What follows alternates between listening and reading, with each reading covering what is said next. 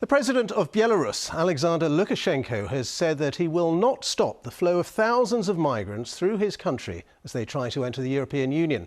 In an exclusive interview with the BBC, President Lukashenko admitted that his armed forces may actually be helping migrants cross the heavily guarded border into Poland. Our correspondent, Steve Rosenberg, spoke to him at the presidential palace in Minsk. It's not often you get the chance to meet the man who's been labelled Europe's last dictator. The West says Alexander Lukashenko is using migrants as a political weapon.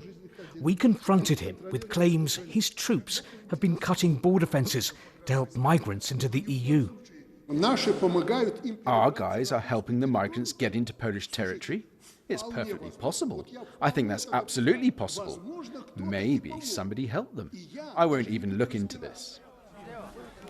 Thousands of migrants have been coming to Belarus to try to slip into Europe. Alexander Lukashenko denies bringing them here, but he warned the EU 6 months ago. You told the EU that Belarus had been stopping migrants, but that now they'd have to catch them themselves. The migrants took that to mean Belarus is open to them.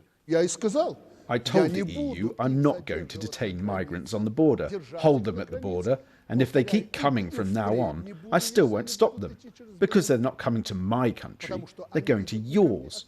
The West stopped talking to us and working with us. If you don't want to, then fine. We'll sort this problem out ourselves, as best we can. This was Belarus last year. Alexander Lukashenko under intense pressure, accused of rigging an election and stealing the presidency.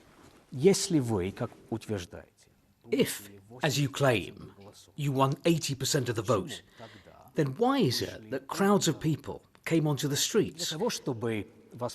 Not to congratulate you on your crushing victory, but to accuse you of stealing their votes. It doesn't make sense. There's no sense in your head, Steve, or in the heads of your masters. Mr. Lukashenko launched a brutal post-election crackdown on his critics and on civil society.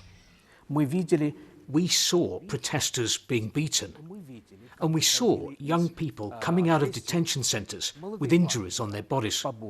Okay, I admit it. You admit it? People were beaten at the Akrestina detention centre. But there were police beaten up too, and you didn't show this. Anyone who speaks out against you, who opposes you, you call a traitor or an enemy. Why? They haven't betrayed me, Steve. They've betrayed Belarus.